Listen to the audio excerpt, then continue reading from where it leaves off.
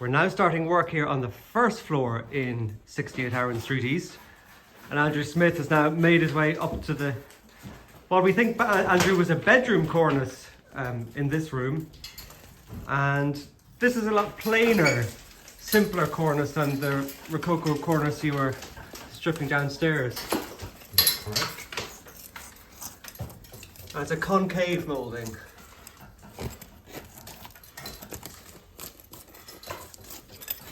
And the plaster's coming off a bit easier on this one, is it? Or is it rather than paint? Well, the paint's coming off easier than it did on the front elevation. It's the same problem. A certain amount of moisture has come through over the years, so it's allowed the underlying soft distemper to expand and lift the casing band distemper along with this kind of grey oil paint off as well. It makes it easier. Yeah. And it's coming out quite well. And this is pretty characteristic, isn't it, of cornices of the third quarter of the 18th century? This is certainly from the certain middle to the 1770s anyway. You get these type of cornices, these plain cavetto cornices. Cavetto cornice. Yeah, which you would see, or without, it's basically a Rococo cornice without any detail. Although sometimes you do see some bedrooms in grander houses, they are decorated. But certainly in average houses, they're just fairly plain and quite, it's the standard sort of cornice in most bedrooms. So you'd see this in buildings on, what, Parliament Street or? Parliament Street, and you see them, well, you'd see them virtually everywhere in Parnell Square or Dominic Street as well. Yep. And any of these sort of mid-18th century houses around what's left of the Merrion Square as well. And do you think this was originally designed to accommodate wallpaper on the lower levels, or? Well, certainly it was never panels, so it was only, you could have wallpaper on it, or just have a paint finish, depends what they were prepared to spend their money on or what they were interested in. Yep. What was fashionable at the time. And back down here on the ground level, we have evidence here of a dado level, of where a chair rail used to run around the room, and then plain plaster above.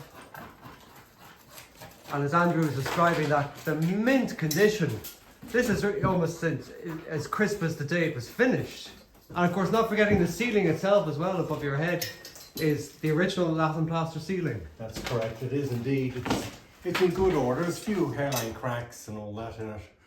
And then there's some where the wall was that there's been a little bit of a drop, but it's in good order. The lining paper's kind of kept it in good shape.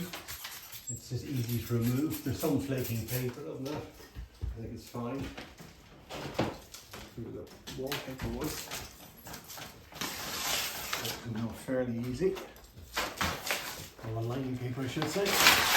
And so if this needs to be consolidated, Andrew, what's the approach you're going to take? If we're going to consolidate the ceiling, if it needs it, if the key is gone or it's the lamination in the ceiling, you need to restrain the ceilings. There are two approaches. You can use stainless steel washers and stainless steel screws and countersink them into the ceiling by coring out a part of the ceiling to the finish coat or the finish coat into the float coat, and then you counteract the screws and washers into the joist above. So you have to pilot how all the joists. Yep. The older alternative is a better one, is that you basically restrain the ceiling by countersinking a washer and stainless steel wire into the ceiling between the joists, and then they're suspended from Galvaband across the joists on the floor above, and that allows the ceiling to expand and contract while at the same time supporting the ceiling that's defective.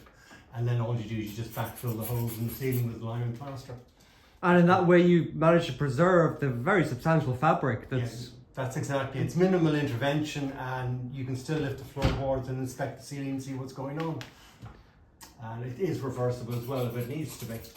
Yes. It's not like some solutions that they used to use where they pour gallons and gallons of wet plaster and some scrim over the joists and over the key, and all they did was just adding moisture and weight to the ceiling, but also the fact that once it's set, it was very, very hard. So it counteracted the normal expansion and contraction in the ceiling, and very often detaches itself. Yes. And then you're introducing moisture into the ceiling as well, so that can cause it to rot and decay as well. Oops. So was the rite of passage of these home renovations where people just pull down the ceilings almost unthinkingly. It doesn't need to be done. No, it's a big mistake. I mean, you need to, not all ceilings are bad, even if they got lots of cracks and things, that's normal.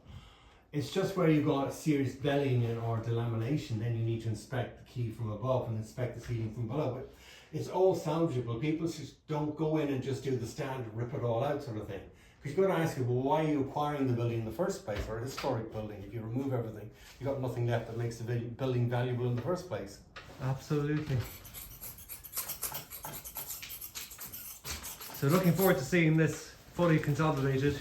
And then on the north wall is this wall was rebuilt in the 1960s, the mid 60s.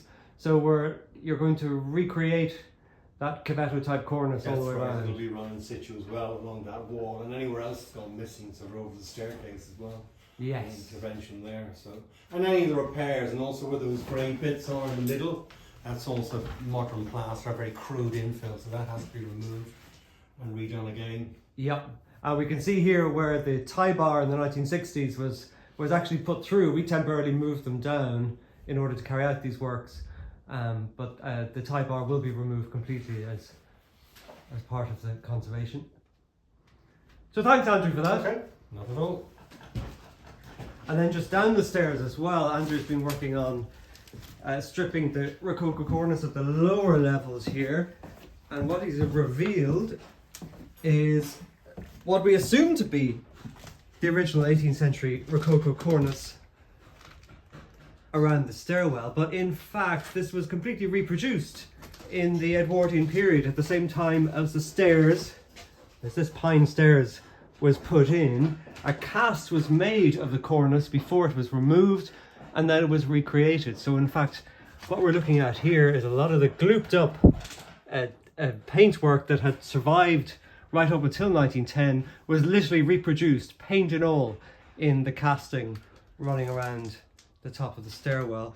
But what is particularly nice is that some of the 18th century work did survive. So you can see the difference in quality between the very clunky relief of the casting from 1910 and then the beautiful crisp relief of the original 18th century work, including the room centerpiece, which is this urn that you can see, which gives us exactly the evidence that we need to recreate that on the other side of the room.